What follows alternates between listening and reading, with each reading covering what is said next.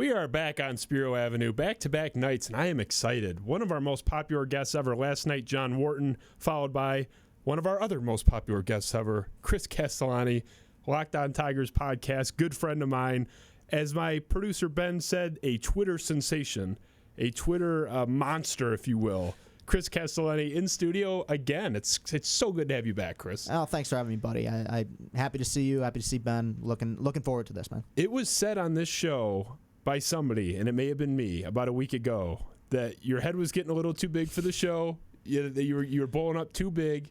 That you weren't gonna show up. And not only did you show up here tonight, you showed up and had the patience to let me finish my Zoom class. So what happened when you walked into my house tonight? You were a bit busy. You were a bit preoccupied. Was I on the couch with my laptop on? Yes, you were. And, yes. Hey, look, you're a busy man, and it takes a back seat to nobody. And you're all good. I tell my friend Chris, I say, 8:30, I'll be like ready for you. My class will be done. We're supposed to get out early.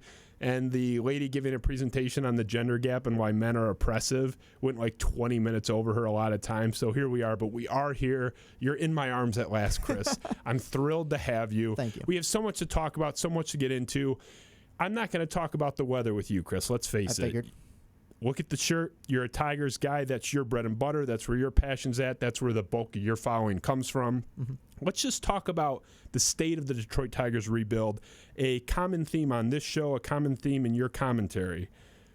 I know the Tigers aren't going to win the World Series. You know they're not going to win the World Series this year. That wasn't the goal. Nobody cares. No one expects that. But in general, the state of the rebuild, what are your feelings? Where are you at?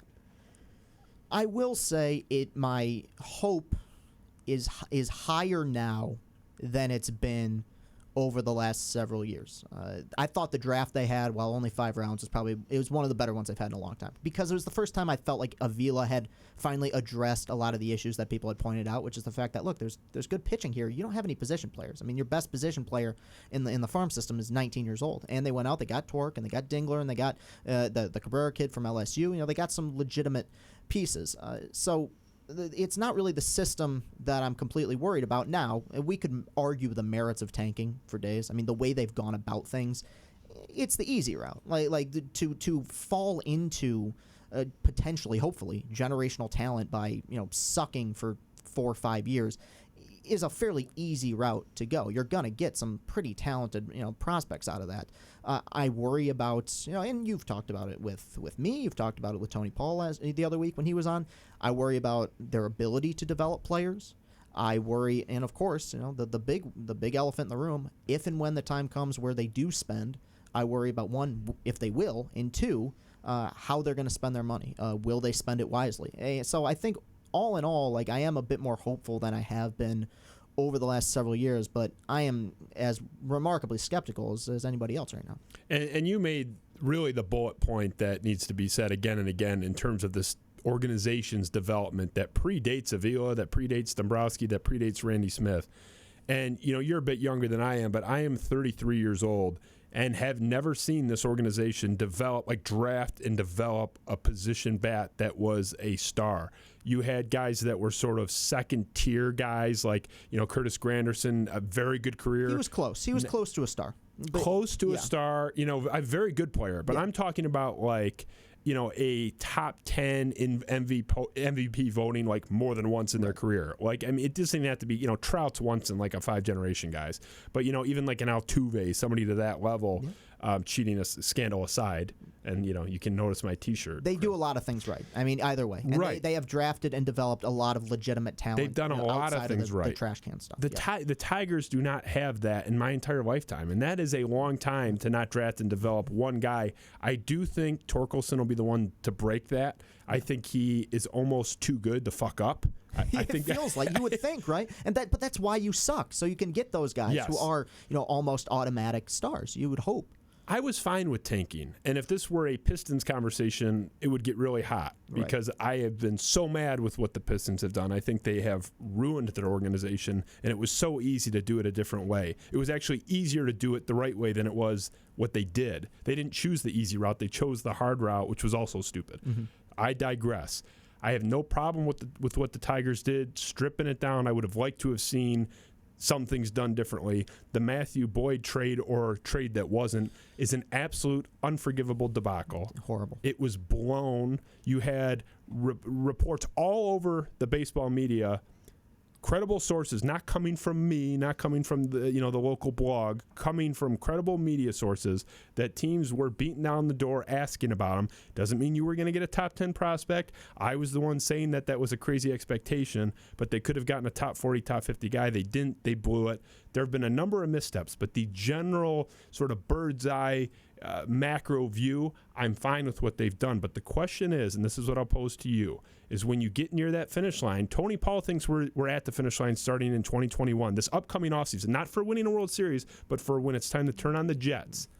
Do you trust that Chris Ilitch is going to keep his promise to spend to supplement the roster that's coming up from the minor leagues? I don't think he's going to go about this like they're the Tampa Bay Rays. Right? I think that the time will come in which he will hand out some contracts here and sign some legitimate players. Not one-year deals. The scope's been excellent here, but those are placeholder guys that you get to fill a roster when your team is tanking. And I like them a lot. They were good players here. Scope's been one of the better second basemen in baseball. When you had Tony on, he brought up that Chris Ilitch may run this more like a business compared to how his dad ran it. I don't think there's anything inherently wrong with that idea, because ultimately what got them into this position kind of in the first place was that they threw all caution to the wind, and they gave a lot of bloated contracts out, especially late in the Dombrowski-Ilitch era, that set them back several years. You talked about it with Tony. We've talked about it a million times with the Zimmerman deal and the Victor Martinez deal, giving him that 4-year extension when you probably could have and should have given it to Scherzer. Obviously, a difficult situation for Victor coming off a runner-up for the MVP season, but I do think at some point the checkbook will be open. I hope, and Avila promised this, he did say this, that after 2020 things would be different. I'm skeptical. I have seen nothing right now that instills any sort of trust that this front office knows what they're doing outside of tanking and falling into good draft picks. And if maybe there's one or two so-so hits. The Alex Avila, Justin Wilson for Paredes Candelario deal, sure, a mild success. I can follow that up with 4 or 5 undeniable failures. Like I'm not going to say the guy's doing an unbelievable job just because he traded for Paredes 3 years ago. So it's the same thing. I've become a broken record at this point, but we're going to have to wait and see. Like I don't have a ton of faith, but I'm not completely counting him out. When you look at the assets liquidated, Justin Upton, Justin Verlander, it's a long list, JD Martinez. Yeah. And you compare that to what other teams received in return. Like, you look at the White Sox are trading Chris Sale, and they're getting Yohan Moncada. Greatest rebuild of all time. Michael Kopech. And, I don't get how this is the one organization that can't turn a superstar, whether it's an expiring deal or not, into at least like a usable starter who's going to be a solid, 5th or 6th guy in the lineup. I'm not even asking for a Yohan Moncada type, 940 OPS last year type guy. That I think they've been wholly inept. And my position is I have 2 issues with where this team is going as an organization. Number one, they extended Al Avila last year based on no merit. That was very strange. This is going to be the guy that, okay, let's grant that Chris Ilitch is going to keep his word. Chris Ilitch is going to spend. He's going to be honest. Let's pretend that's true. That happens. Mm-hmm. Who's spending that money? Al Avila. We've seen Al Avila with a pocketbook before, and that was when we had the aforementioned worst contract in Detroit sports history, Jordan Zimmerman. Everyone always says, no, come on, and they can never name a worse one. It is the worst contract. He was good for 3 weeks and has been shit for 5 years since. Yeah. Worst contract ever. Yeah. They went and signed Mike Pelfrey for 2 years inexplicably. No reports of him having an offer for a second year anywhere else. Multiple teams saying they would only go to one. That's why he didn't go there. Tigers are the suckers giving him 2. Mark Lowe, the Tigers fell for the oldest trick in the book, the 32-year-old reliever with mediocre numbers that had a solid year out of nowhere in a small sample size. Let's give him $5 million or whatever the fuck. Yeah. So we've seen him with money. So even if I'm to trust Chris Ilitch, I don't trust Al Avila. I mean, can you trust him? You said yourself you don't see any tangible reason to think that we can. The only hope, and look, this is kind of blind faith here. My only hope is that, because that was by the end of this season, that'll be 5 years ago.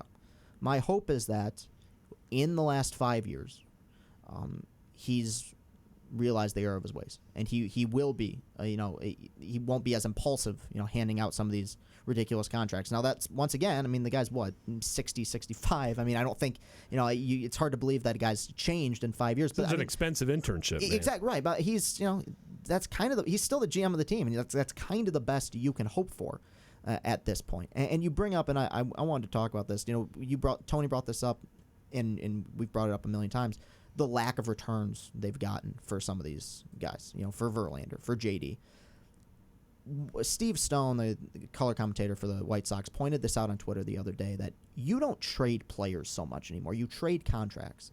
And after 2015, that was the year when everyone said they should have hit the reset button.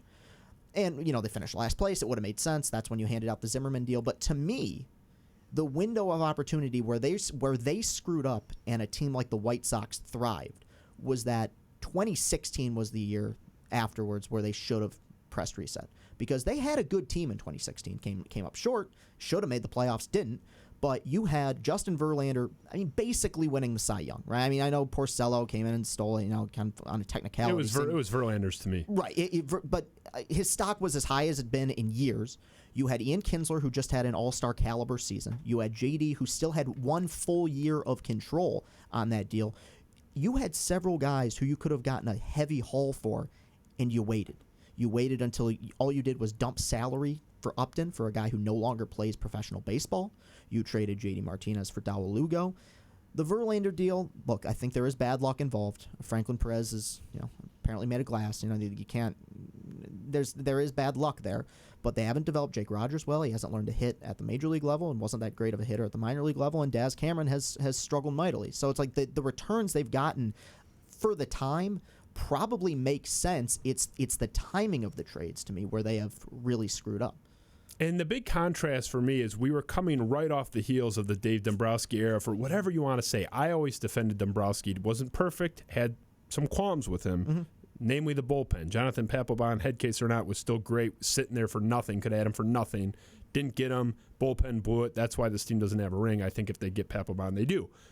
But Dombrowski, if you look at the trade record, and there's a long list of them. He had the bad trade with the Reds, Suarez for Alfredo Simon. Disaster. Yeah, terrible. But beyond that, stole Carlos Guillen. Stole him from Seattle. Gave up a guy named Juan Gonzalez, and it wasn't that Juan Gonzalez. He traded for Scherzer, traded for Austin Jackson, made one good move after another, traded for Edwin Jackson, got a good half season, and then dumped him. The Infante Anibal Sanchez deal, Jacob Turner, turned out to be nothing. Doug Fister. Just the list goes on and on, where he was giving absolutely nothing. Obviously, the Cabrera trade. It's just he has a bevy of moves that he made that spoke to his IQ. So whenever people give Dombrowski a hard time, and again, there's fair criticisms. I'm not saying he's beyond reproach, but there was an extensive documented track record of successful transactions. We have not seen that at all from Al Avila. So your answer to my question was basically, I haven't seen anything, but he's the GM. That's where we're at, and that's kind of where that's what you have to hope for. Though. That's where I want him to succeed. Obviously, but that's a sad state of affairs. It is. No, it is. It is. But that's pretty helpless. That's the card we've been dealt at this point. And that's a terrible hand to be dealt. Let's face it. And the second component of this whole thing is, in this hypothetical, I granted that Chris Ilitch is a man of his word. He's going to spend, but Chris Ilitch is on record in this town with only one other major promise that had a chance to develop, that he had a chance to deliver on, and it went kaput. Do you know what I'm talking about? The Detroit district. The district Detroit, where he sat in front of the city council and said, ladies and gentlemen, if you give me $365 million in tax stipends and get me over the hill here, this is what I'm going to give you. And he's holding up big artist renderings of palatial apartments and movie theaters and restaurants and hustle and bustle in the city of Detroit. They gave him the money, and they didn't break out one shovel. They didn't scoop up one pile of dirt other than to build parking lots. So I have one big, massive promise that he made, that he had an opportunity to deliver on, that not only it wasn't just under-delivered, it wasn't a failure. It wasn't even attempted to be fulfilled. So now here comes promise number 2. Trust me, guys. Stick with me. Hang in there. Don't give up your season tickets. I've heard these pitches because my family's involved in that. They're telling us Chris is going to spend. Just hang on. They're imploring everyone to just trust him. Mm-hmm. He's 0 for 1 with a big whiff. Yeah. You think that he's going to be a moderate spender and run it as a business? Look, no one's asking for him to be Mike Ilitch. Mike Ilitch was irrational in the most wonderful way possible, and I was grateful for his irrationality. Right. Other than when it chased Max Scherzer out of town because Mike's feelings were hurt. But I do have fears that we have two things that need to happen. Avila has to be competent. We have no evidence of that. Chris Ilitch has to keep his word and be a spender all of a sudden. No evidence of that. So this whole hope in the Tigers is on two pillars of sand as far as I'm concerned. Do you think that they, at the end of the day, we saw in 2003, they were the worst team in baseball history. I'm not counting the Mets that were an expansion team. 119 losses 3 years later in the World Series. That's a high bar. But do you see, let's say 2024, this team playing maybe in the ALCS? Is that reasonable? I think it's not out of the realm of possibility. A lot needs to change. And a lot regarding the front office has to be proven wrong. There is legitimate talent coming up through the system here. I think that they will be, within the next 2 years, will be able to field a team that is competitive. By competitive, I mean in it by August. But like if you put a gun to my head and said, will this team be playing or competing in the ALCS by 2024? And right now I'm saying no because I'm a facts guy. I'm a numbers guy. And I'm an evidence person. Like there's no evidence to support that is something that could happen here. Things can change. Nobody said in 2003 that 3 years from now this team would be playing in the World Series, and not as a Cinderella team, as a prohibitive favorite. Right? Yeah, a team that was until the last week of the season, the best team in baseball. Seemingly. Yes. So they had the best record at the All-Star break in 2006 in all baseball. Right. Yeah. So no, I don't have a ton of faith in it, but. So obviously, like all things, subject to change. But the thing that spurred that 3-year run was, Verlander came up, but people forget Verlander was a rookie in 2006. He was solid. He was actually kind of shaky in the playoffs. He was not a huge part of that team. He was important, but that team was built. That World Series run was built on Dombrowski's free agent signings and trades. Polanco, Guillen, Maglio, Ivan Rodriguez, Kenny Rogers never gave up a run in the postseason. He was the man. It's egregious that he didn't pitch Game 5 in St. Louis, by the way. But that's another story for a different day. Should have pitched Game 1 too. But yeah, should have pitched Game 1. But when you have him, they had that rain out or snow out in St. Louis, you had him on full rest. He didn't even need to be brought back on short rest. Yeah. Oh, it's not his turn in the rotation. What a dumb. The guy's got 22 consecutive shutout innings. Your season's on the brink. Yeah. You got to bring that series back to Detroit and flip the momentum. But we digress. The point is that jump can be made, but it's predicated on those two pillars that I don't think either one are in place. And you need both. They need to go 2 for 2. 1 for 2 isn't enough. Chris Ilitch spending and Al Avila being a dummy isn't enough because we saw that once. Yeah. We saw that. It didn't go well. Right. It was a disaster. Pelfrey, Lowe, and Zimmerman. Yeah. So, okay, Ilitch spends. That's great. Is Avila going to suddenly get smart? I don't buy it. I just don't buy it. No, I have trouble buying it, too. I have a lot of trouble buying it. I just, You have more faith than I do in the prospects, and here's what I'll tell you. We might actually be closer than we think. Let's find out. Okay, here's the thing. There is the biggest misconception about the Detroit Tigers is that they don't develop prospects well, but have done a good job of developing pitchers. That's wrong. That's not true. Because let's go down the list here, okay? Everyone says, they developed Verlander. Sure. Okay. Now, they also lucked into Verlander. If it was not for that archaic rule that allowed the NL and AL to switch number 1 picks, they would have taken Matt Bush in that draft. But you know what? That's beside the point. They got Verlander. And they almost didn't sign him. They had 10 minutes left. Right. They got Verlander. Yep.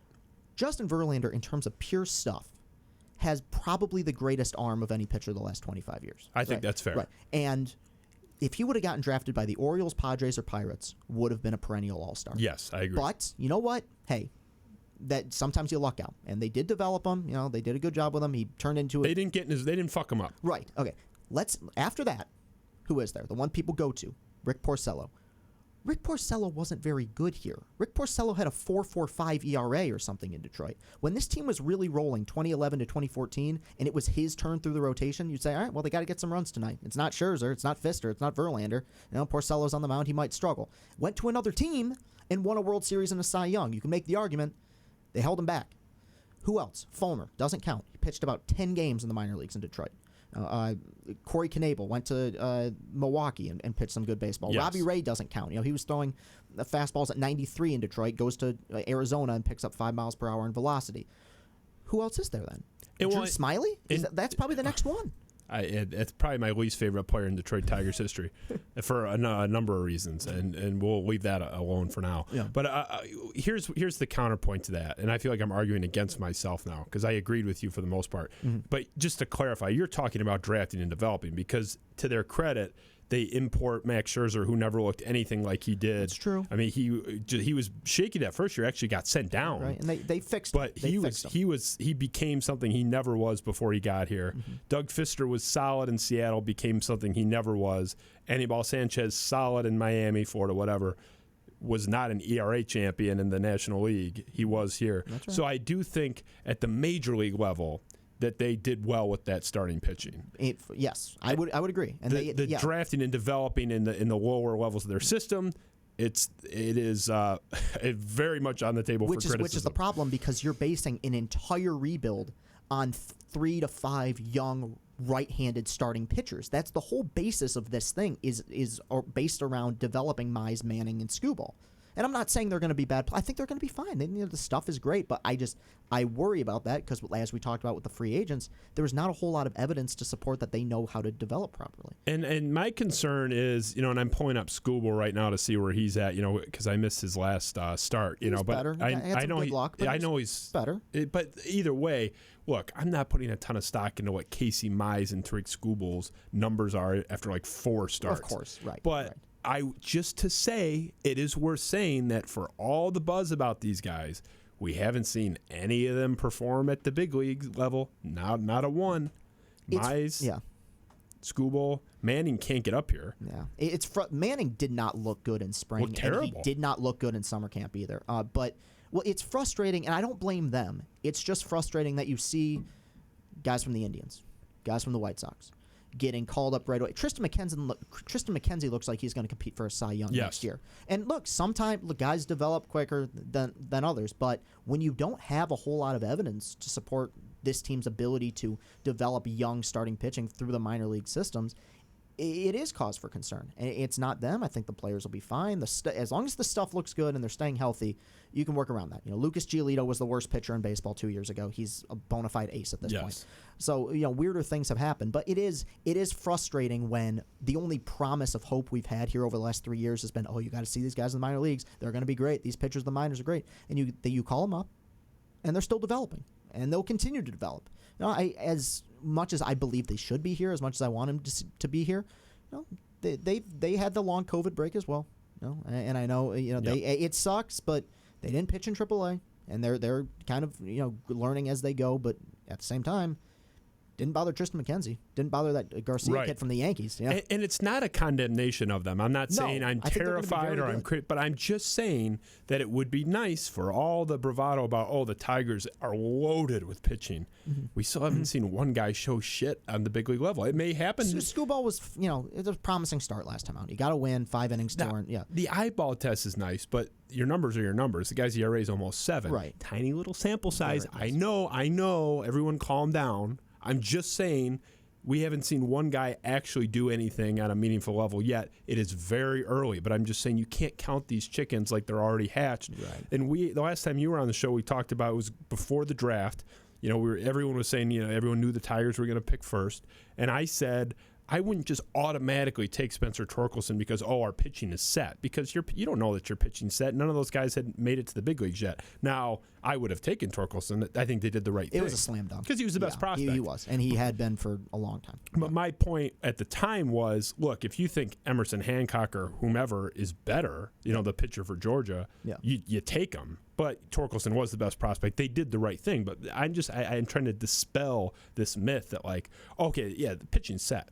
Because it's not. Because and Tony Paul pointed this out when you had him on, not all these guys are going to develop. No. That's why you hoard starting pitching. It is way more difficult, and that's why the basis of what they've built this rebuild around, to me, is kind of flawed. it is very difficult to develop starting pitching. It's way more difficult to develop starting pitching than it is position players. Because if Spencer Torkelson, knock on wood, hopefully this doesn't happen, if Spencer Torkelson pulls a hammy running down the first baseline, he can rehab it, come back, power will be back, bat to ball skills will be back.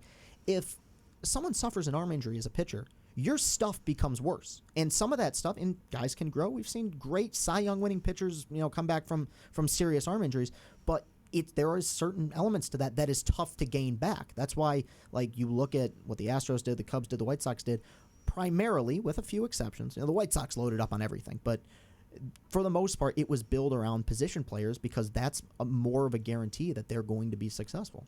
The biggest thing that drives me nuts with the Tigers, beyond what we've already discussed ad nauseum, is this international free agent thing. And I admit, I'll plead ignorance. I have read into this. I still don't fully understand this slot stuff. I'm a simpleton when it comes I don't think the teams understand it half the time. One guy that doesn't get it is Al Avila.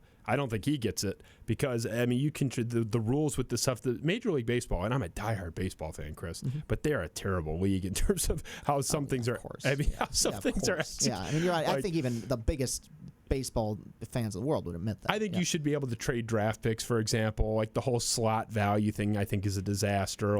Please don't go over. Bud Selig was hey, here's the recommended amount of money. No, naughty. It's come on. Either have no cap or do what the NFL does and says this is the number. Shut the F up and we're done. Yeah. But. The fact that this team has done nothing of merit in the international market, you see there's some misses, but the hit rate's very high. Yoenis Cespedes, Cuban phenom, very good. They almost got. They did. Dombrowski wanted him. But didn't get him. They didn't. No, very good career. Yoan Moncada is an absolute star. A little bit down this year, but is a what? He's had the leg injury. He's a stud. He's banged up. Yeah. He's legitimate. Was a 940 OPS guy as a 24-year-old. He's legit. He's a machine. He's stud. Jose Abreu, also in Chicago, power hitter, very good career, came over a little bit later. You do have the Rusney Castillo, which was a disaster. There's been some misses too, but the hit rate is actually pretty high. My favorite player in baseball right now. You didn't mention your boy. I was building up to him. Yeah. The Cuban Mike Trout, I call him Louis Robert. I don't care how many times they say Robert. It's Louis Robert to me. He is basically the Cuban Mike Trout. He's a top 20 player in baseball already. Yeah. He rolled out of bed this morning and was already at that level. Mm-hmm. So you have to understand that there's a lot of merit to diving into that pool, and they have not done that. And you look at what other organizations have done, that has expedited the White Sox rebuild. And I traded for Moncada, but getting a guy like Louis Robert in the outfield, that speeds up your timeline by a year or two, and that might get you there at all versus not at all. So I don't know. I don't like anything that they're doing except for the losing part. I think they needed to, but anybody could do that. Right. That's what I said. It's easy. Yeah. That's the thing, and that they got it right, but I don't like how they've gotten it right. And awkward statement, but I'm trying to explain that the only thing they've done right is the losing that a 4-year-old could have done. Mm-hmm. And I'm not giving them credit for drafting Mize or Torkelson because a monkey could have done that. Just pick up the top name on the chart. Right. So I have no faith in them. You have a little bit more faith than I do. I'm trying, man, because I want to be excited about this. I want to believe in this core, but there are a million external factors that are against this whole thing right now. 2 pillars, both of sand, Chris. Remember this in 3 years, and I hope I'm wrong. I hope you can sit there and say, "Hey, a little optimism." Yeah, that wouldn't have killed you, Justin. Wonderful. No. I hope I'm wrong. I would please be wrong. Chris, spend. We're all for it. I don't buy it. That's where I'm at. So we're talking about your attitude that you're a little bit more optimistic, and you have had a transition, in your life and your presentation. You sort of got your bones being just the absolute passionate hothead Tigers guy, and you've sort of pivoted. I don't know if that was a conscious decision or a natural occurrence into you're more measured and reasoned, and I think you've actually enhanced your profile by doing that. What was your process? Well, thank you. Look, I'm glad you asked about this because I find it fascinating, the process. This whole thing started as kind of a joke. Okay, it was a thing where I was in college.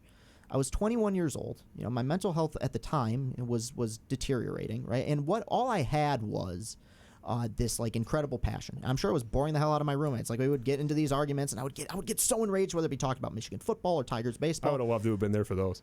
Well, maybe at first, but I'm sure at Worth then. But and so it was like I was in a very different place in my life, and what I knew I had was passion, and I wanted to find a way to condense that into a short time span. And all it was started out as with me going on these ridiculous rants, which, by the way, and I know there's some people who enjoy, I can't go back and watch them. Anything I made before like a year ago, I can't watch. I don't like the videos themselves. I don't like the guy who particularly made them. It's a difficult thing for me because it was a whole lot has changed in my life. But you know, it was one of those things that was meant to just be something I kind of shared with my college roommates, and we would laugh. Hey man, you should say this. You know, pushing the envelope. You know, just being kind of that crass sense of humor. Yeah. But then like people picked it up, and like Barstool picked it up, and journalists picked it up, and broadcasters and athletes, and it became something bigger than I expected it to be. And it's been scary. I don't love it as much as I used to because there is like a certain pressure at this point. And I think what I realized, I don't know when it was, maybe a bit over a year ago, was like, look, there is an audience here, but the whole Tigers rant guy persona is a one-trick thing. Like, eventually, that's going to wear thin. And I knew I had more to offer.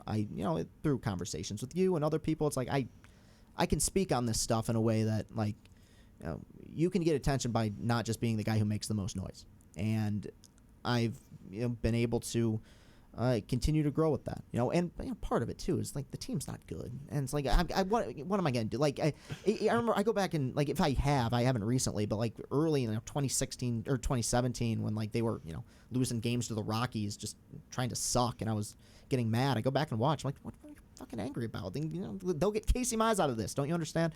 But no, some stuff is difficult to watch, and the team's not that great, so it's hard to get that into it. But I just figured, like, look, I got more to offer here, and I can be better here. And it's grown. It's grown. I don't know what it's going to turn into, but it's been an overwhelming process for sure, a scary process at points, but also rewarding. You had one video in particular that I think it was the he's injured video, right? That was the Barstool. That was video, the big Barstool one that you're screaming and you're just going nuts. And I mean, I think there's a lot anyone can yell. I mean, you got picked up because you were yelling, but you were actually making like really funny jokes and points. There was humor there. Yeah, I completely understand. It was good content. I mean, to be honest, but I kind of liken you to a social media version of Mike Valenti, who came in and sort of made his bones as a hothead, most famous for a rant that occurred in the first year of his career, 2006, after a Michigan State meltdown against Notre Dame, 17 points in the fourth quarter. Yeah. And it's like, it took Mike Valenti 5, 6, 7 years to shed that, like the Notre Dame rant guy thing, and it still to some extent follows him. My friend Scott, when he heard you were going to be on the show the first 2 times, because I think this is your 3rd appearance now, was saying like, "What's he going to do? Just yell for an hour?" I'm like, "No, you get." Look, I get it though. I get it. I completely understand. That's not Chris's whole thing. Like that was you're taking a smidgen of it. Right. So I just want to throw that out there that I like what you're doing, but I will say, don't bury it if it's there when it comes back, if it comes back, because I know from my own personal experience with myself, it's easy to withdraw when they suck. But if I see them start bunting in the second inning in Game 7 of the ALCS, I might be making a Chris Castellani circa 2016 video. Look, that part of me is still there. You might see it from me. Right. I want to see if it's in there. No, don't hide it. It's That's there, all I'm saying. But the openly, and it took me a while to come to terms with this because this is the first time I'd experienced something like this. Yeah. It was because all I'd known really my entire, preteen, teen, young adult life was competitive Tigers, good Tigers that spend, Tigers that sign good free agents. Yeah. And this was something new. And it took me like halfway through 2018 to be like, oh, they're trying to suck. And it's like, it's hard to get, that emotional about it. Dude, I truly hope the day comes when I can be angry about it again. I really do. Because it would mean that the team will be competitive. Like, and I said this a couple weeks ago when Mize and Scooball got called up, where it's like, this is I'm not saying that they're going to be aces right away. This is the most invested I've been in the Tigers in probably 4 years, because there's actually mild excitement here. And, I enjoyed, for those, couple starts, being, feeling like, okay, we turned back the clock a little bit. I hope it continues. Yeah, it's hard to get really invested in the success of a guy that's here on like a 1 year. Like, I'm not going to get fired up on how Josh Harrison looks, who's just a stopgap to like turn the calendar for you. You root for him only, not this year, but you root for him only in the sense that they could potentially be trade pieces. Exactly. Like the way you rooted for Leonis Martin when he was here or something. And that is not true love, partner. Like that. No, of course not. They don't. They're just passing through. Yes, they're like prostitutes, basically. It's why, honestly, and I've had people get on me about this season. And look, I think it's been a nice little story, right? Okay, they're cute little story. They're 500. I know full well. I've said this. I've shouted this from the rooftops. There's another 9-game losing streak in there. I feel the same way. I don't care if they are 500. They will find a way to screw this up. I don't care if they are 2 games up, in that 8 seed spot with 4 games left and they're all against the Royals. I know it's coming. I know they are going to crash headfirst into a wall, because that's kind of the nature of what they've been trying to do. Like, I know it's a shortened season. I get that. For the most part, teams that don't try to be good don't end up being good. I don't care how many games you play. And it's been hard for me to, get that invested in it. There's been certain elements that I've enjoyed. Like, I've liked seeing Gregory Soto step up. That's a guy probably a piece here. Yep. Brian Garcia, well, I think some of the advanced numbers don't support, have shown he's been a bit lucky. Guy's got good stuff. He's been solid. Like, some of the young guys, seeing them, I'd be totally fine with them re-signing Jonathan Scope. Guy's only 28 years old. I'm not saying give him a 5-year, $200 million deal, but he seems to like playing here. He likes hitting the ball in the park. He's had a lot of upside, and I think was kind of overlooked after he had a dreadful contract season in 2018. But he's a good player. He has a track record. Yeah, and he can be here on a 4-year, 5-year deal and produce through the length of that contract and be here when they're good. Yeah, I was fine with them not trading him, because they weren't going to get anything that good. I'm the same way, because we've seen, and I tweeted this out, but it's worth repeating. And we talked about the timing of the trades, but right now, the Verlander deal, the JD deal, the Upton deal, I'm leaving a few others out, obviously, but just those 3 in general, the Fires deal, have returned right now. Word is still out on some guys, a grand total of 0 major league players. Yep. And you have a guy in Jonathan Scope and that was in a 162 game season, no pandemic, nothing. And you have a guy in Scope who had a great 30 game stretch. It'll be another Dal Lugo situation. Maben made more sense. They seem to enjoy trading Maben. Is that short's not going to be anything? The only reason he's not part of it. The only reason it made some sense is I think that it's part of the youth movement. I think they want to give Demerit another shot. They called up Derek Hill now with the Jacoby injury. Serious doubts about him as a player, his bat. But I said this from the beginning. Young guys coming up and struggling, still infinitely more interesting than Ivan Nova giving up 7 runs over 3 you have some level of investment in what's going to happen going forward. Like, nobody cares about what some guy that's going to be here for 2 months does. Nobody gives a shit. Course, and that's the difference. I want to pivot. This is big in the news today. Oh boy. You're a Michigan guy. I am. You're a Michigan fan. Mm-hmm. Your coach's brother was just in the news today. I don't know if you saw this, saying, quote, free the Big Ten. He's issuing an edict. John Harbaugh is saying, enough's enough. Let's play. Jim Harbaugh has himself laid out all the reasons why the Big Ten should play. Should they play? Will they play? Well, this is probably a cop. I don't know. I'm not. Nobody knows. Right. That's the thing, and that's why. What do you think? My guess is, and I don't have I don't have a source here, but this is just personal guess. I think they will set a tentative date for mid to late October. And the reason I say tentative is because this is the ultimate experiment, right? The SEC could get 3 games in, have a huge COVID outbreak, and cancel the whole thing. And if that happens, Kevin Warren looks like a genius, yes, right? So I think my guess is they will probably tentatively schedule a date.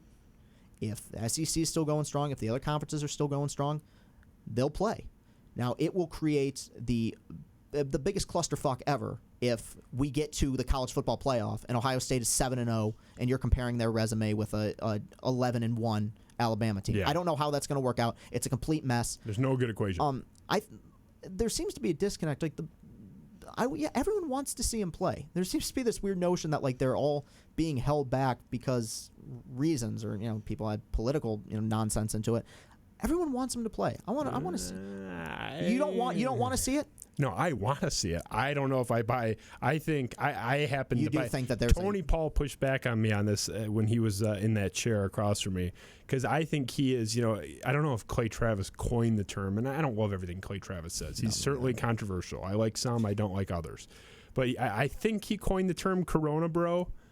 He certainly uses it a lot. If he didn't coin it, I mean, he has T-shirts. He has T-shirts, so he's mainstreamed it. If he didn't coin the phrase, "Corona Bro" for the uninitiated is basically like if Clay Travis was here explaining it, he would say Corona Bro is someone that is actively rooting against sports, that wants everything to shut down, wants the whole thing to shut down forever, and there is a large segment of the sports media that seems to be kind of rooting for it. What percentage would you put it at?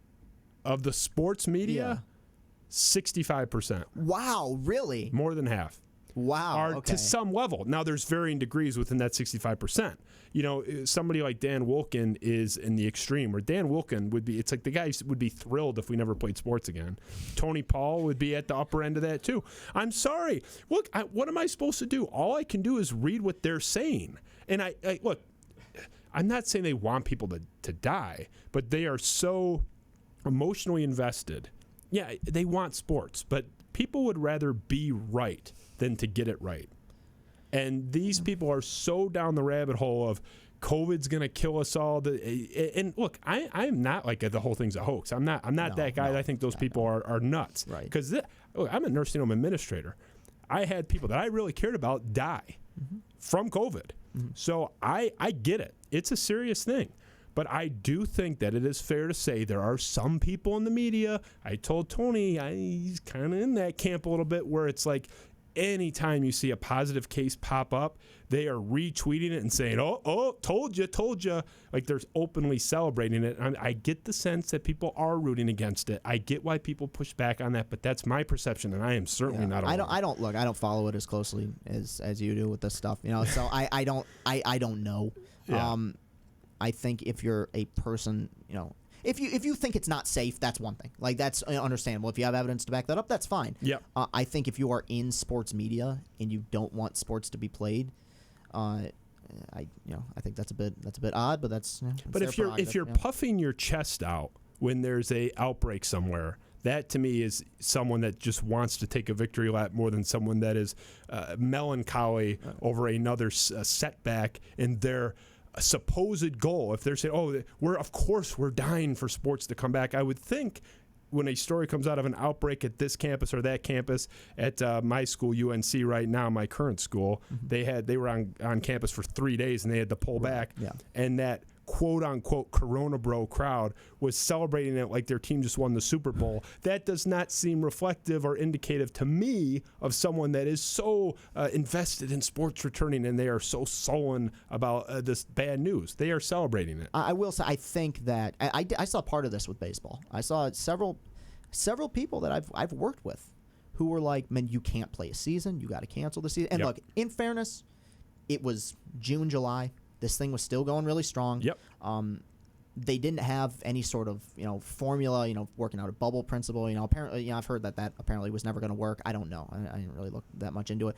But there were people who, I don't know if were excited about it, but internally, I'm sure felt a little bit of satisfaction every time there was, some COVID outbreak, like because it validated their opinion. Yes. Which I thought was strange. It's like, look, If baseball got to a point where it was no longer safe at all and guys were getting sick, and look, Eduardo Rodriguez got a heart condition out of this. Like that's a nasty thing. Yep. But give it a shot is what I'm asking. If it turns out, because like I said, it's the ultimate experiment. That's what baseball's been. They gave it a shot. They had outbreaks. Mike Clevenger and Zach Plesac acted like idiots. You know what they did? They tightened the protocols. It's not a bubble system, but it essentially is in terms of where these guys can and can't go. Yes. It might have to be like that with college football. The one disadvantage you have is that you can't do doubleheaders for college football. You can't do makeup games for college football. And so that I think it's kind of an all or nothing thing where either you play the whole thing, or if you have one or two outbreaks, the entire season is kind of derailed. There's a lot less room to wiggle with in football, just inherently. They're both sports, but they're so different. That's a great point that I never even really thought of, but that's true. Baseball can flex just like basketball can. I mean, they were canceling games just, for social reasons, not even corona, and just, we could play tomorrow, no big deal. Football doesn't really have that luxury. Yeah. They can't do that. I think you put it perfectly when you said it is the ultimate experiment, and that's what everyone needs to understand. This whole thing is both an experiment and it is quite ultimate. Yes. This is an unprecedented experiment. This isn't tinkering with the DH in the National League. This is an unprecedented, uncharted territory we're in, and everybody needs to have just a little bit of humility because both sides are so sure that they're right, and that's where I'm talking about the quote-unquote Corona bros that are celebrating.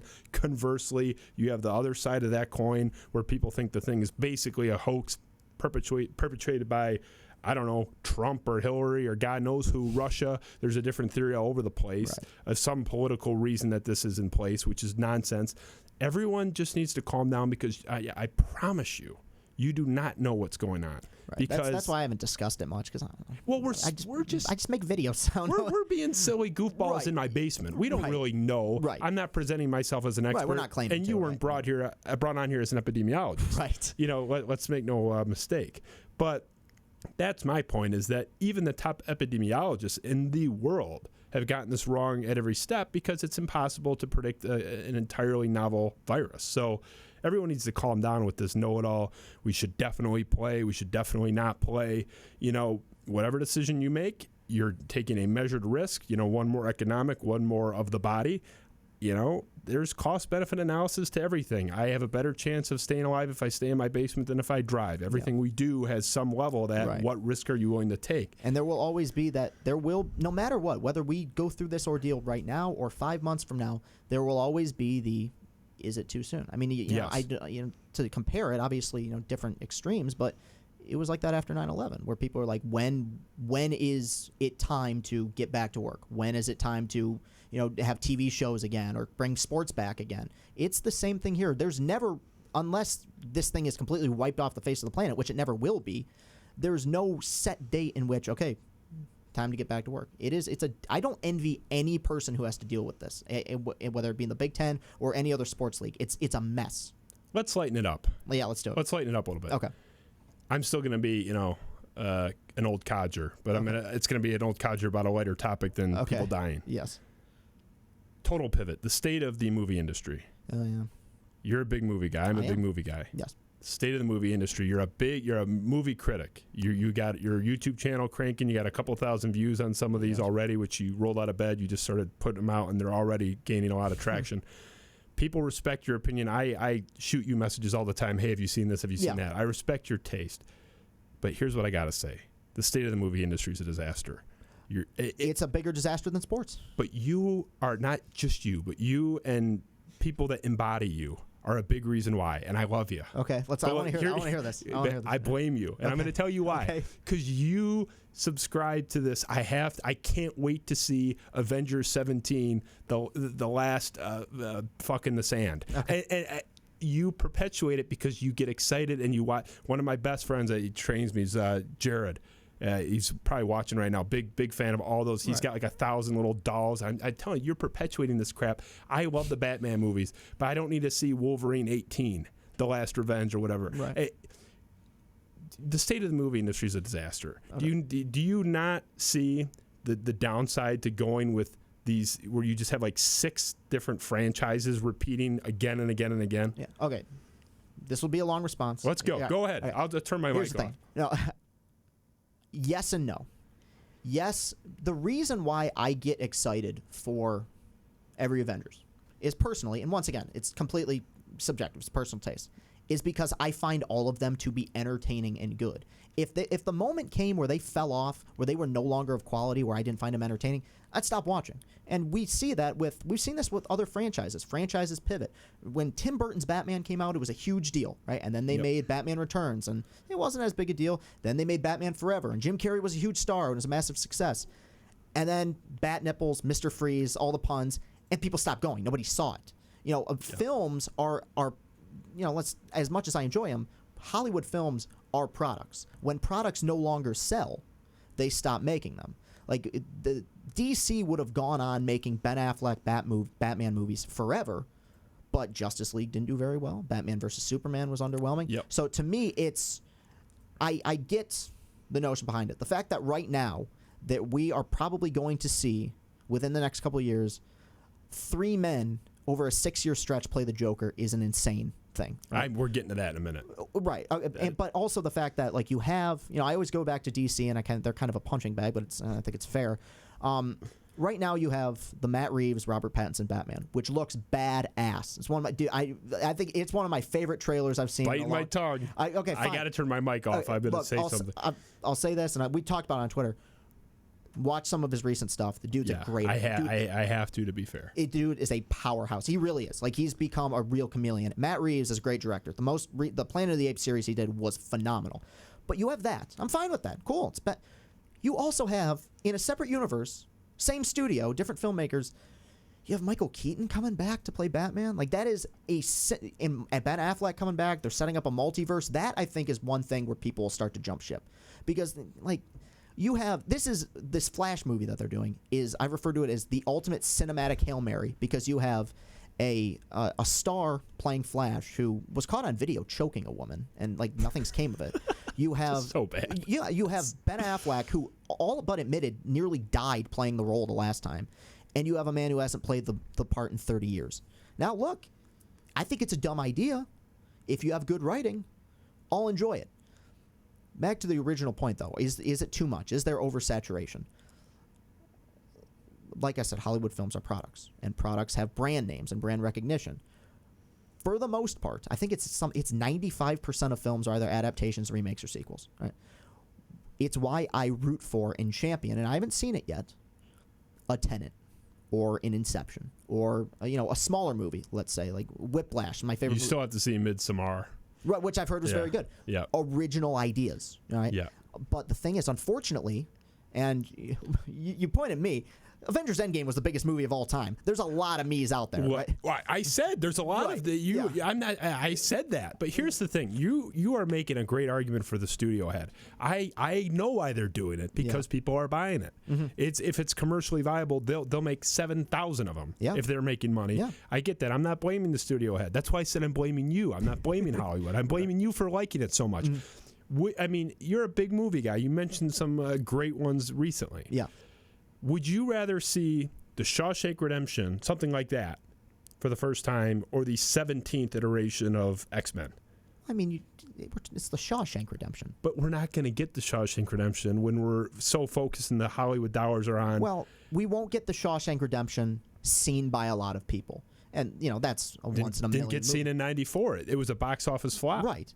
But that's what separates, the casual moviegoer from the true movie fan, right? Is the people who do seek out the smaller independent stuff. It's to me, what a film is not good, and I know you're not saying this, a film is not good or successful based on the amount of money that it made. No. The Transformers movies are some of the biggest movies of all time. Twilight made a lot of money. Right, Terrible. exactly, right. And so, the products will make the money, but ultimately, and Mr. Cowherd pointed this out when he was talking about the Cowboys the other week, when you get to the Oscars, it's the smaller film that wins it. And I have that's their moment to shine, and I have no problem with that.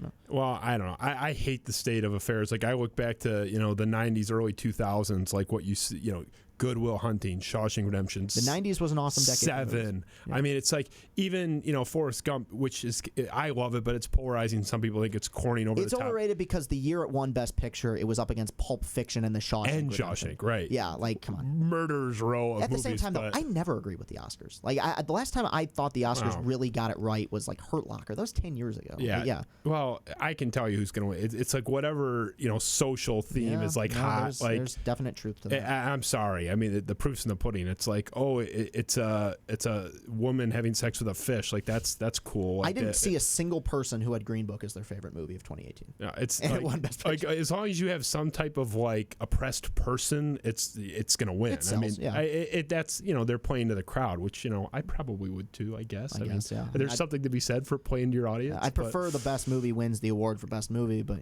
But you want to see X-Men 17, and I don't want to see X-Men 17. I think there's another component to this. First of all, it's just the over-commercialization, which I don't blame on Hollywood. I blame on people for not saying no to the 17th X-Men. I blame the fans. I blame the Chris Castellanis for perpetuating this stuff. But I do think that a certain genre of movie is just dead. And I don't know if it'll ever be revived. And we can finish the movie point on this, and I want to move into our final Pattinson thing. Mm-hmm. But Wedding Crashers, one of the best comedies of sort of my like late high school, early college generation. I was 18 when it came out. Obviously, you're a bit younger, but you've seen it. I've seen it, yeah, of course. Wedding Crashers, old school, comes out in 2003. These sort of crass, like my generation's Animal House, Revenge of the Nerds type stuff that is pushing the envelope. We haven't seen something in that family come out in 6 years, 7 years. I would say there's maybe one other that compares to it, both in terms of audience and just, I would say in terms of humor, The Hangover.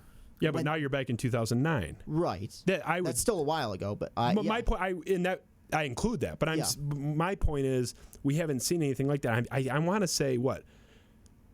Forgetting Sarah Marshall was actually pretty tame. I mean, 2008, yeah. Relative to some of those, but I mean, Role Models came out, I think 2011. No, it was 2008, dude. Was it? Yeah, I see. That was November. I think. Don't ask me how I remember. I thought I knew. I'm actually pretty good with years usually, but you got me on that one. But my point, this is the point, though. We're proving the point. It's like we have to dive more than 10 years back. And I think comedy is just, if it's not dead, it's on the ropes. It's on life support. I think raunchy comedy is dying. And I think that this is where, and I'm usually very much against this, but I think there is truth to the fact that in this very heightened PC culture that we live in, it's Todd Phillips, who directed The Hangover, talked about this. It's hard to do raunchy comedy that is accessible to a lot of people. What's shocking seems to be more and more tame nowadays. It feels like what people are the lines moved. Right. What people are shocked by, what people are disturbed by, is not the same as it was like in the 90s or in the 70s. Like there were a lot of people like Seven. Right. That is a brutal movie, dude. Yes. And that when it came out, it was just kind of this movie that people saw. Like Seven, compared to Joker, right? A million times more disturbing. And yet Joker had think pieces about how it was going to incite violence, and it was this horribly disturbing thing. It's hard to make comedy or drama that pushes the envelope nowadays because you are bound to have backlash. I think it's depressing when I think back. To me, the last really funny movie I saw, not that I laughed a couple times where I laughed my ass off for most of it, was 21 Jump Street, 2012. Did you ever see This Is the End?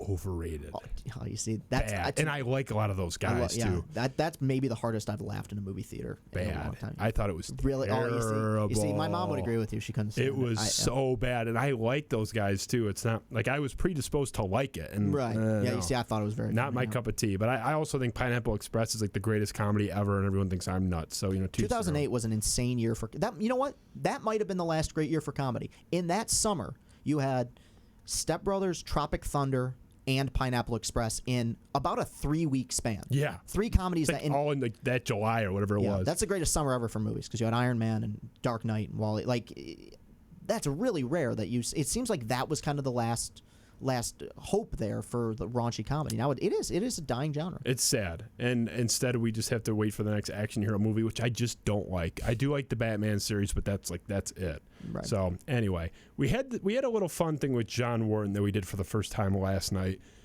Always been kind of an anti-gimmick guy. I think it's very old school radio, but we actually had a lot of fun. I want to try it with you. We're calling it kind of like a speed round. Okay, all right, let's do it. So it's not a word association. You get more than one word in response. Okay. But I'm gonna ask you, what comes to mind when I say this or when I mention this person or that, and 1 to 5 sentences. Not a soliloquy, but you can say a few things. That'll be tough for me, but yeah, I'll do my best. I'm not gonna buzz you. Okay. Say whatever the F you want. But let's start. So I'm gonna rattle through them though. Okay.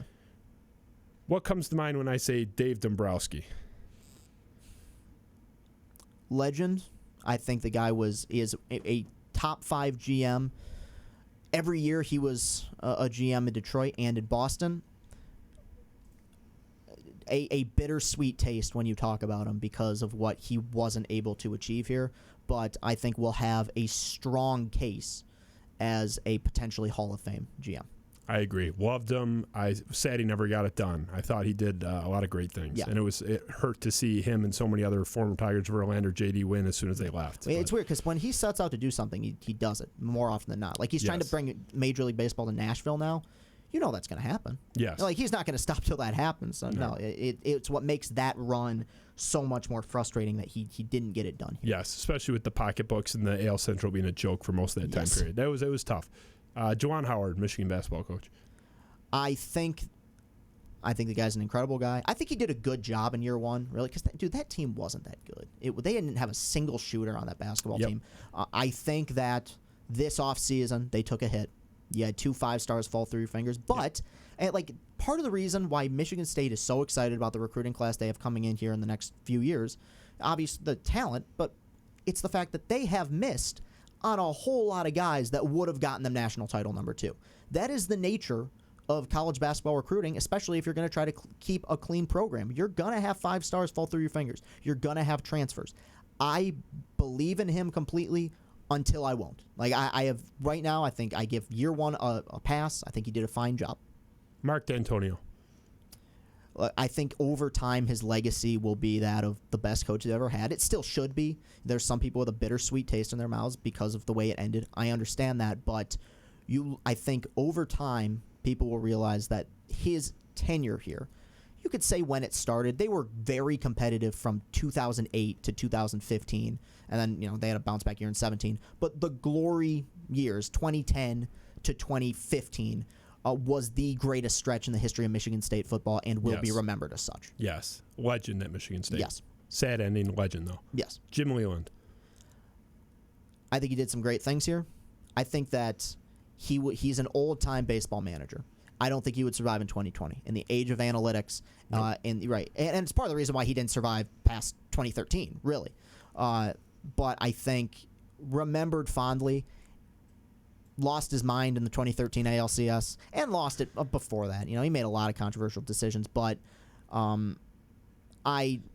I probably don't remember him as harshly as some other people do. I'm because I grew up. There's a nostalgic element. I grew up with Leland as the manager here, but another complicated legacy. But I think over time, one that people will look back on a little bit more fondly. Quick aside, I advocated at the time before it happened for the semi-intentional walk of David Ortiz in Game 2 of the 2013 LCS. Sitting with my buddy James Gorman, who will vouch for me. I said Benoit's warming up. Leland's talking to him on the mound.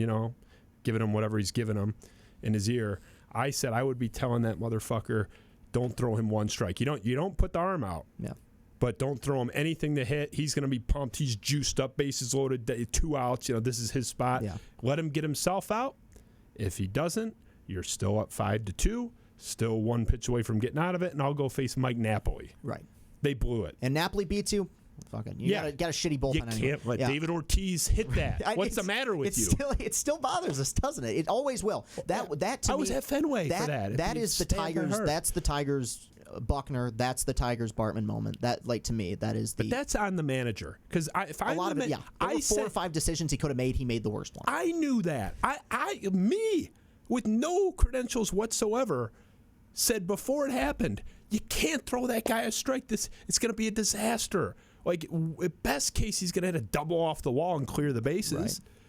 It was so obvious that was going to happen if you threw him a strike. And, of course, it's the first pitch, just a meatball. Yeah, That's on the manager. Pitch selection didn't bother me because you knew he was hunting fastball. He threw him a changeup, and it was terrible. 86 miles an hour right over the plate. Right. The best postseason hitter of all time. Good college player would have roped that. Right, exactly. Just fuck you. That's where what I think of when I think of Jim Leland. Really? So there's no positive there at all. Well, it's not that there's no positive, but it's just that's the enduring legacy. And there's a number of mistakes he made, but that was the team that should have won, even more than 06 or 2012. Yeah. Oh, dude, that's the best Tigers team since '84. I think you played the '84 team in a 7-game series. 2013 has a good shot with that. I think they probably beat them. Yeah. I mean, they're better on paper. It's just who knows to whatever extent chemistry. I think Leland will always have a more positive legacy than negative because of 06. I mean, like he did, admittedly, a remarkable job. He did some very good things. I'm not saying like the guy was a total disaster, but he had it when it came down to it. He had it. He went past his expiration date. They had that team. They had the team to do it. They were in the situation to go up 2-0 on the road. And he tells Benoit for some reason to go get it, get him. This is the battle we want to pick. David Ortiz. This is the fight. This is the guy you want to go. You don't have. You got a 4-run cushion. You got one pitch to get out of it. Yeah. This is the battle you want to get into. Ridiculous, unforgivable. Sorry. This is supposed to be your round. No, it's fine. No, you got me going. I'm entertained by it. You got me going with Chris Castellani on Chris Castellani. Yeah. Celebrity you want to marry? I mean. For the longest time, it was Emma Stone. I mean, I wanted to see if you'd pivot. That was I'm kind of attached to it at this point. You can stay with it. That was my high school crush. So you want to marry Emma Stone? Sure. Yeah. Emma Stone. Michigan football. Unfortunately, and I can't believe I've gotten to a point where I've said this. It is what it is. It is a combination of Ohio State being a juggernaut, a pro team. Alabama light at this point, right? The Alabama of the Big Ten, mixed with failures in the Harbaugh era, questionable coaching decisions, questionable substitutions, taking guys out of games when they've been running the ball 10 times for 100 yards and then not running them in the second half of a bowl game. A lot of questionable moves. Unfortunately. This will probably be the way things are going to be here for the next several years until one of two things is going to happen. Either Ohio State gets hit with something, right? Or two, Ryan Day goes to the NFL, which is possible, but even that, they still have 3 years worth of pro recruits coming in, or Harbaugh makes a serious adjustment. And by serious adjustment, I don't mean, doing what State did and, rearranging the deck chairs on the Titanic, right? Twice. Right. I'm talking like you fire Don Brown or something like that. And it's weird because early on in Harbaugh's tenure here, it seemed like he had that ruthlessness that is required to be a great coach. It doesn't seem like he has that anymore. Like it is weird to me that they have given up 62 and 56 to Ohio State each of the last 2 years, and yet that problem hasn't been addressed, nor has he really talked about it. This is going to be a prize for Matt on Twitter, who wanted me to ask you this. He knows that he saw my production of Les Miserables at Meadowbrook in 2013, knows I'm into musicals. I have a production company, knows that you're into this kind of stuff. He wants to know, he's about to win $50 because I'm asking you this.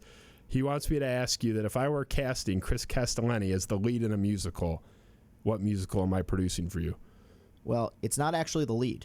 It is a side. You can cast me in the lead if you want. Yeah. But one of the first movies I ever was attached to, one of the first movies I ever connected with, was West Side Story. Oh, and I love you. I wanted to play Riff in West Side Story. Riff is way cooler than Tony. Yes, Riff is the coolest character in that show. So that's that right away when I read that on Twitter. Yeah, that was the one. Bernardo's pretty cool. Yeah. Tony's kind of like, I mean, come on. Like, he's Maria probably could have taken Tony in a fight. Right. Let's face it. Yeah. Sorry, Richard Beamer, but I'd probably take Natalie Wood if it came down to it. Yeah. My wife does not like that show, and it has been a source of major contention. Yeah, we've talked to a lot of therapists about it. I'm kidding. I'm kidding. But no, she does not like that. I love West Side Story. Huge sucker for it. Mm-hmm. Was a little bit part in high school at Cranbrook, artsy school and whatnot. Right. Loved it. Mel Tucker. Look, he's saying all the right things. He seems like a wonderful guy, a good motivator. I was down on it at first, but I think both of us, when we looked more into his recruiting record, some of the history, I think it's a good hire. It is an absolute save compared to what looked like was going to be it was looking like it was going to be a Michigan circa 2007, 2008 hire when they went to their fifth guy and fell into Rich Rod, and that was a disaster. They salvaged a guy who's got a good recruiting record. Wait a minute, Rich Rod was second to Les Miles, wasn't he? No, Shiano, remember, I think was Rich Rod was pretty coveted, man. He was. No, I know that I would liken it more to going with Brady Hoke, where like they were talking about like Harlan Barnett. I thought you were going more of a Brady Hoke direction. I mean, dude, both of them were a mess. Either way, it's just I think of John Yu's book and that it just seemed like there was a lot of setup there for him to fail when he arrived there. I can't wait for that show when he's in here. Yeah, but no, I think he's saying all the right things. I think he's a good guy. The fan base is in love with him right now because he's drastically different in terms of personality than D'Antonio was. I also know, and I've experienced this with Michigan, I've experienced this with Harbaugh, I've experienced this firsthand with other teams. The second they start out 1-4, that social media shit is all of a sudden going to become way less cute, right? And that's the and I have no problem with him being active on social media, but I think he will do a good job here. Here at Michigan State. It's all the state memorabilia is in my head. I think he'll do a good job there. Yeah.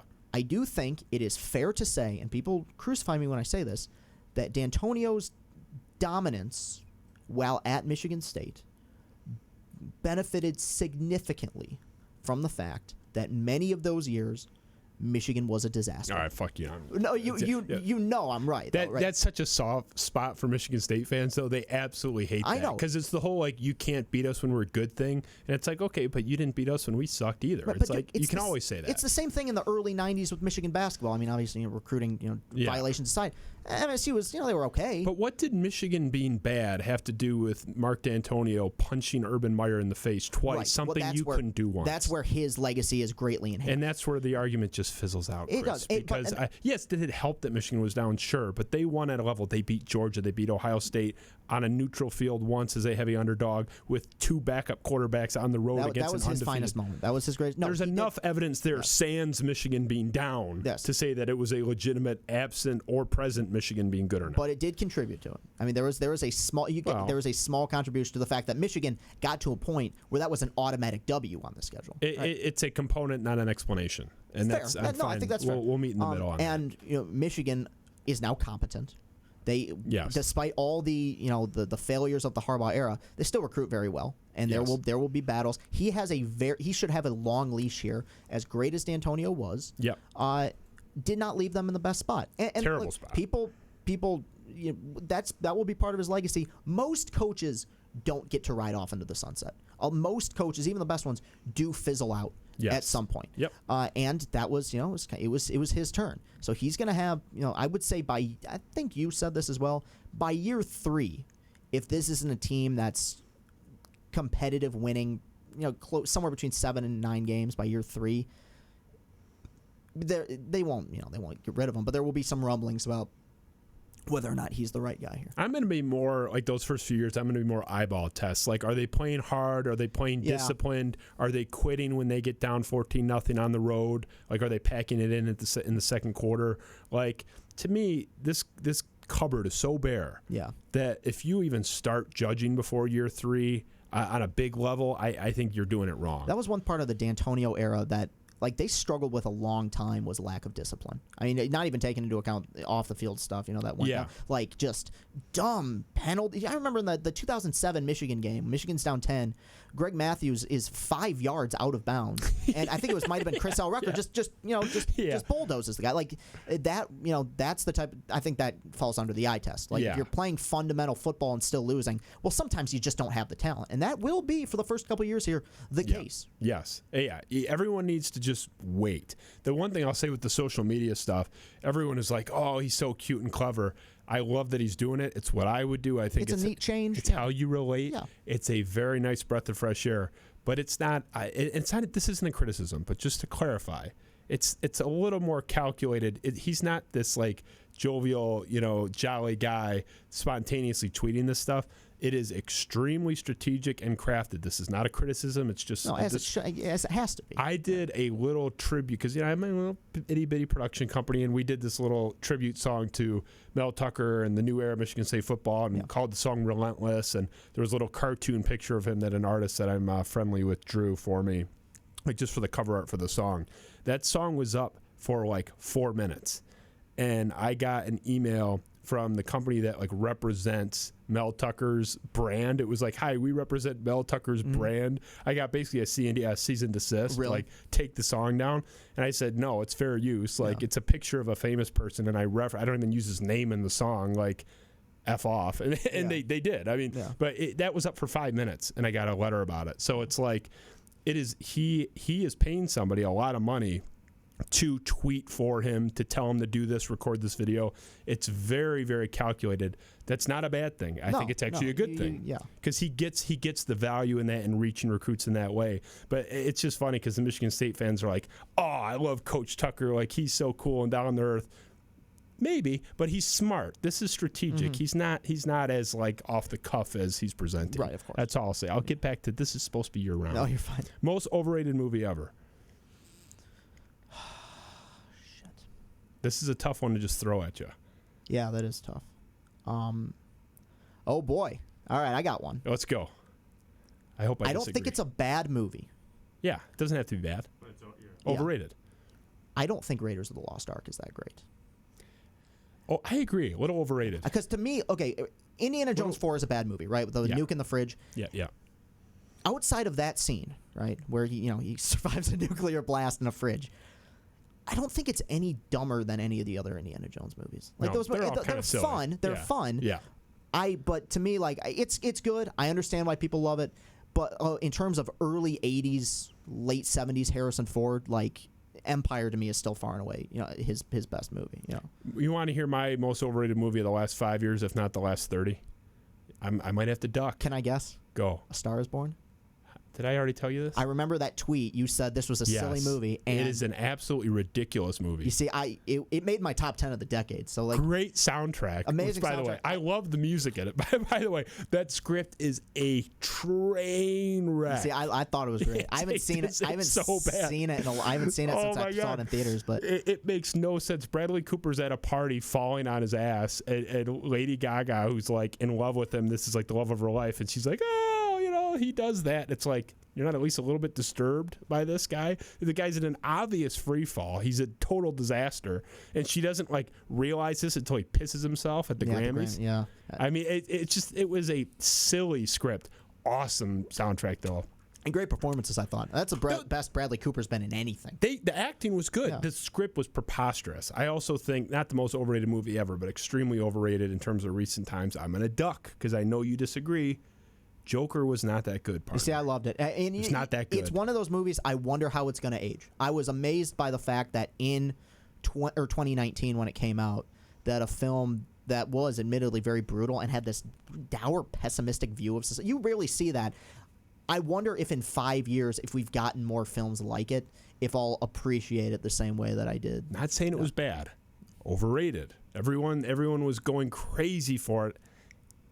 I also thought it was going to suck, so maybe that's part of the reason why maybe it. You went in with low expectations. I actually went in with high expectations. I thought there were really cool parts. The way Todd Phillips did certain shots and stuff was very cool. Joaquin Phoenix is great. He's one of my favorite actors in Hollywood. Didn't love him. I thought Heath Ledger, it's a different Joker. You're at different points. The whole premise, though, the whole point of the Joker is that he doesn't have a backstory. Right. That's why I was kind of skeptical about the whole thing coming in. It should have never been a movie.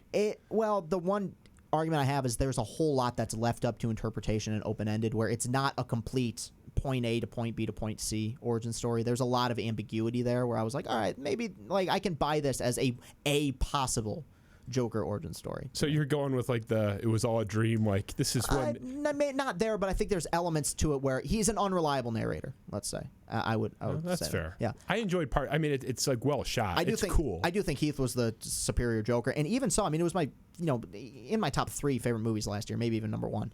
But as great as Phoenix was, I wasn't like completely adamant that he deserved Best Actor. Like I would have been fine with Adam Driver winning it for Marriage Story. Marriage Story was good. That's tough. And Adam Driver's so good. He's one of the best actors working today right now. Yeah, he's phenomenal. Yeah. And almost like underrated in a way. I mean, it's like Twitter likes him. But he's going to be one of those guys that's known for Star Wars, and while he's the best part of those movies, he's gonna go on to be so much more than I just think that. so too. He's not gonna be Mark Hamill, and I love Mark Hamill. No, he won't be Mark Hamill. I think he's more talented than Mark Hamill. Mark Hamill's skill set's really more in like the voice acting, cartoon type stuff. There's a lot of people who think he was the best Joker in Batman the Animated Series. He's got that great cackle. Yeah. He was great. Yeah, Mark Hamill I think was more of a voice actor than anything else. Yeah, I like Twitter dorks like you and me, like the movie dorks. They like Driver, but not so much. He's a very unconventional movie star. Yes. He's got and he's great, but he's kind of a doofy looking dude, like tall, lanky guy. Not a guy you would think, oh, that's Hollywood leading man, but he's so talented that like you have to notice him. Yes. He's in. He's a powerhouse. He's a powerhouse. That was actually my next speed round question, but you already answered it. Was best person to ever play Joker. So better than Nicholson though. Yes. The thing is, look, a lot of people, and I made a video essay about this on YouTube, where if you were between the ages of 10 to 20 in 2008, The Dark Knight was your Star Wars. That was the movie that became the accessible film to a lot of people. And it is still it's still the biggest movie I've ever seen. I mean, that was it was the summer of Batman. People were carving into their fucking heads, wearing the Batman symbol, dressing up like, the Joker at the premiere. It's the first time and only time in my life in which the best reviewed movie of the year was also the the biggest film. Yes, and that's not common. Where the critics meet with the commercials. As rare as it gets, yeah, and it's very uncommon. Yeah. The Dark Knight, I'd have to really think about that. It's one of the best 10, 15 movies ever. I mean, at least on my list. It's the most rewatchable movie of all time. It's just phenomenal on so many levels. And it's so funny because I get why it happened, but it has cast such a big shadow that people forget how good Batman Begins was. Dude, I think all three of them are great. I agree. A lot of people shit on Rises. I like Rises a lot. I think Rises gets more respect than Batman Begins. Well, it was bigger than Begins. I think they're both great. I think Begins, because what's amazing, people shit on the third one. Bane was great. I thought Bane was great, and there's a lot of nitpicks about the third one, and I'll try. I know we're probably over at this point, but we're only over if you say we are. Okay. There's that big complaint in Rises. Spoiler alert if you haven't seen 8-year-old movie about how did Bruce Wayne get back into back into Gotham? After to me it's weird to me that people pointed to something like that when in The Dark Knight, which my favorite movie of all time, by the way, the Joker, while incarcerated in prison, knows down to the exact second when these two buildings are going to be rigged to explode, down to the exact second. Well, and no one, and it's dude, it's whatever. Maybe he had a mole in the police department. Yeah. It's whatever. But it's I think it was a film that was a victim of its previous success. It's almost, it sounds weird. It's almost like making a sequel to Casablanca or something, where you take a film. Comic book films were already big, but The Dark Knight was the movie where people went, okay, these aren't just good pieces of pop art. This is actual art. This is a film that is a classic that people are going to respect, and the Academy is going to take notice to. And you follow that up, it's borderline impossible because everyone has in their head the idea of the movie they want to see, and it's never the movie that actually comes out. I thought it was great. Yeah, it's phenomenal. To me, that's one of the best trilogies. Christopher Nolan or David Fincher. I could have that argument for 3 hours with myself. I love them. Those are my top two right now. Some order. Neither one of them has made a bad film in my opinion. They're just. Alien 3, but that doesn't count. I didn't even watch Alien 3. Yeah. But they are a conveyor belt of good ideas, conveyor belt of good films and art. But in the whole how did Batman get back to Gotham? Can we suspend a little disbelief when we're watching fucking Batman? It's a victim of its own success because the film is so grounded in its own reality that people expect if there's a single hair out of place, the whole movie sucks. It's the one thing I will say, and the reason I always liked Batman and not the other superhero movies is Batman didn't really have superpowers. No, he never has. I only had to suspend a little bit of disbelief. I can believe that a guy that's worth $5 billion could decide I'm going to just beat some ass and pay somebody to come up with a rocket ship car and it's not realistic, but it's more believable than a guy flying. But that's why Begins is so awesome because you have Morgan Freeman in there being I built this and I built this, and you're a lot of that stuff the hang gliding suits or whatever. It's those are things that are tactical things that do actually exist in the real world. It's improbable, but it's not implausible exactly. No, and if you read into the raid on Bin Laden's compound, it sounds like a scene from a Batman movie. Yeah. They're rappelling down. It's actually it's 92% realistic Batman. Yeah. You just have to suspend a little bit. No one's throwing a fireball or anything out of their hand or something. Right. It's the best series of all time in that genre, in my opinion. But Anyway, I was going to ask you in conclusion, and it's a perfect wrap up for this topic, is best Batman ever. Not movie, best actor to play Batman. I think Batman and Spider-Man are James Bonds. Your favorite is the one you grew up on. Like my dad grew up on Sean Connery. Yeah. He loves Sean Connery. I grew up on Craig, so Craig is probably my favorite. I fully acknowledge the flaws in Bale's version. The voice sucks. Yes, the voice. Everyone. I don't hate it as much as everyone else does. It's terrible. It's dumb. It's dumb. It's unforgivable. It's bad, especially for, one of the top 5 actors, or top 10 actors. I mean, this dude is amazing. Yeah. The reason I still say him is because it's the only time in which Bruce Wayne as a character has been as interesting as his villains and as interesting as Batman. Like, one of the complaints people had about Rises was that he wasn't in the suit that much into the last act. To me, that was a success and not a failure, because Nolan succeeded in what he wanted to do, which is make a series where Bruce Wayne is every bit as interesting as Batman. So I think his portrayal, like there's subtleties to his performance as Wayne that I think are excellent, and I still probably put him at number 1. I think Keaton is very good. I still look at him like, man, I think he's a bit miscast. Like I think he's never bought it. He's a great actor, and what's weird is he got that role after playing Beetlejuice. He would have been a better Joker. I think, he could have done Joker, the crazy eyebrows. Yeah, exactly. Yeah, he could have done that. I think, outside of Clooney, I think all of them have merits. Personally, I mean, this isn't live action. To me, the best voice is the animated series, Kevin Conroy, with doing the never seen it. The Arkham games and the animate, to me, and Mask of the Phantasm, which is a really good. Not a cartoon guy unless it's South Park, but I'm usually not either. But that's that transcends its genre. I'll defer to your expertise in that regard. Yeah. So, Chris Castellani, who is on record now as apologizing for single-handedly perpetuating the destruction of Hollywood as we once knew it. I'll take credit for it. No more Good Will Hunting, or no more Shawshank Redemption, or Seven, or even Wedding Crashers, or Old School, because of the man across from me. Kind enough to join us. I have that much power. You might in a couple years with your Twitter following. You wield a big sword. You got a much bigger following than I do. So thank you for letting me leech off your massive audience tonight. I got to say in wrapping, I think you're one of the best at what you do. I want you to stick with it, because you have these moments of doubt where you don't know where this is going. You got to be patient. My man Colin Cowherd, who's got his little picture next to me, he's my hero, my legend, the guy I look up to. He was kicking around doing minor league baseball games when he was older than you. Mm-hmm. Didn't pop until he was in his mid-30s. Took him a long time. I think you're going to get there. Stick with it.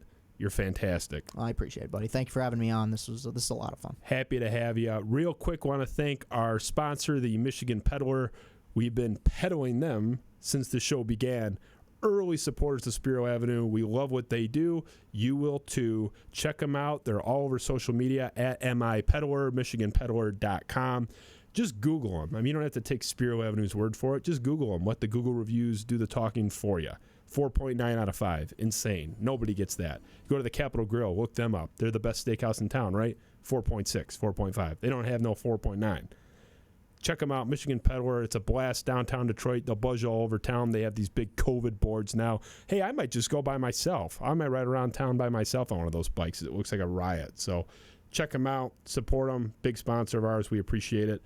Ben Augusta, who went to school with Chris Castellani. Yeah, we had a class together. Throwback. This is a college reunion for you two, so I'm happy to be facilitating that. So you're welcome to you guys for that. But so Ben, great job in the chair the second time for you. Hopefully you're not freaking out over there. How did we do, Ben? Why don't you tell me?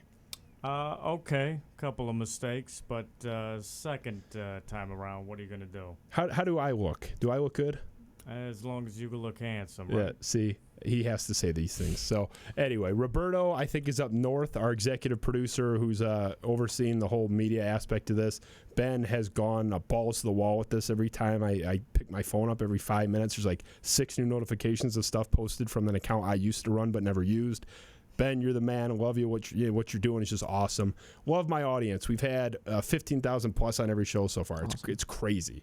So I don't know where these people are. I keep saying it. It's fantastic. But appreciate all the support out there. Chris, I'd love to have you back sooner than that 3-year window that I talked about, but definitely in 3 years so you can say, told you, buddy, have a little faith in Al. We'll I hope so. Yeah. Have a little faith. I do not. You do. Thank you for joining us. This has been the Spiro Avenue Show. Thank you for joining us. We'll be back next week with a big slate. We got a few cool ones coming up. Thank you for joining us.